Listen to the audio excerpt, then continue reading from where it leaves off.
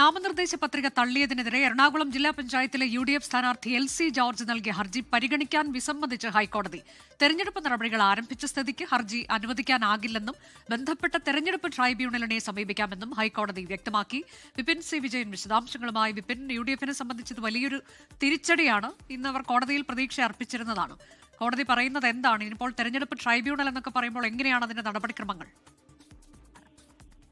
അനുജ, ഇപ്പോൾ UDFനെ സംബന്ധിച്ച് ഒരു വലിയ പ്രതിസന്ധിയാണ് ഉണ്ടായിരിക്കുന്നത്. കാരണം കടമക്കുടി ഈ ഡിവിഷനിൽ ഇപ്പോഴും ഒരു ഡമ്മി സ്ഥാനാർത്ഥിയെ അവർ നിർത്തിയിട്ടുണ്ടായിരുന്നില്ല. LC ജോർജിന്റെ പത്രികയാണെങ്കിൽ തള്ളുകയും ചെയ്തിരിക്കുന്നു. അപ്പോൾ അവിടുത്തെ ഒരു രാഷ്ട്രീയ നിലപാട് ഇനി ഏത് രീതിയിലായിരിക്കും എന്നുള്ളതാണ് വളരെ പ്രധാനപ്പെട്ട ഒരു ചോദ്യമുള്ളത്. അതിപ്പോൾ DCCയിൽ അതുമായി ബന്ധപ്പെട്ടുള്ള കൂടിയാലോചനകൾ ഇതിനോടകം തന്നെ ആരംഭിച്ചിട്ടുണ്ട്. ഇപ്പോൾ ഹൈക്കോടതി ഇതുമായി ബന്ധപ്പെട്ട് പറഞ്ഞിരിക്കുന്നത് LC ജോർജിന്റെ ഈ ഹർജി പരിഗണിക്കാൻ തയ്യാറാകുന്നില്ല, അത് തള്ളുകയാണ്. കാരണം ഇപ്പോൾ ഈ തെരഞ്ഞെടുപ്പിന്റെ മറ്റ് നടപടിക്രമങ്ങളെല്ലാം തന്നെ ആരംഭിച്ചിട്ടുണ്ട്. നാമനിർദ്ദേശ പത്രിക സ്വീകരിക്കുകയും അതിന്റെ സമയം അവസാനിക്കുകയും ചെയ്തു. ഇനി ഈ കാര്യത്തിൽ ഹൈക്കോടതി ഇടപെടുന്നത് ശരിയല്ല. വേണമെങ്കിൽ ഇത് തെരഞ്ഞെടുപ്പ് ട്രൈബ്യൂണലിലേക്ക് സമീപിക്കാം എന്നുള്ളതാണ്.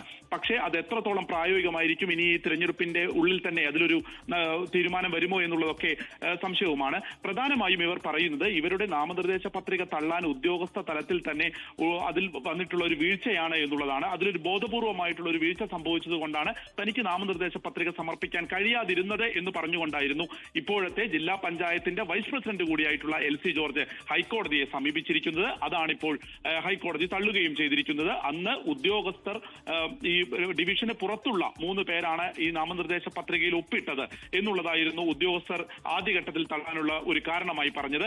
അതിനുശേഷം പിന്നീട് പത്രിക അതിലെ സാങ്കേതിക പിഴവുകളെല്ലാം തന്നെ തിരുത്തി വീണ്ടും എത്തിച്ചപ്പോഴേക്കും 3 മണി സമയം കഴിഞ്ഞിരുന്നു. ഇതിലാണ് ഒരു ബോധപൂർവമായി തന്റെ പത്രിക സ്വീകരിച്ചില്ല എന്നുള്ള ഒരു വാദം LC ജോർജ് പറയുന്നത്. അതിപ്പോൾ ഹൈക്കോടതി തള്ളിയിരിക്കുന്നു.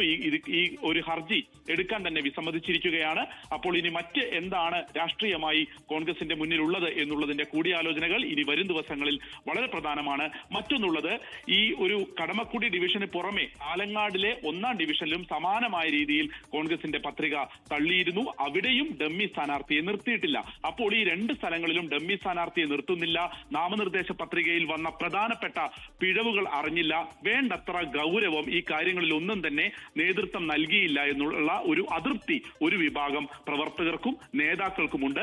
അവിടെ ഒരു ഡമ്മി സ്ഥാനാർത്ഥിയെ പോലും നിർത്തേണ്ടതായിരുന്നു എന്നുള്ളതാണ് അവർ പ്രധാനമായും പറയുന്നത്. അപ്പോൾ ഇക്കാര്യങ്ങളിൽ ഒരു ഗൗരവത്തോടെയുള്ള ഒരു ഇടപെടൽ നേതൃത്വത്തിന് ഉണ്ടായില്ല എന്നുള്ള വിമർശനം ഇതിനോടകം തന്നെ ഒരു അമർഷം പ്രവർത്തകർക്കിടയിൽ പുകയുന്നുണ്ട്.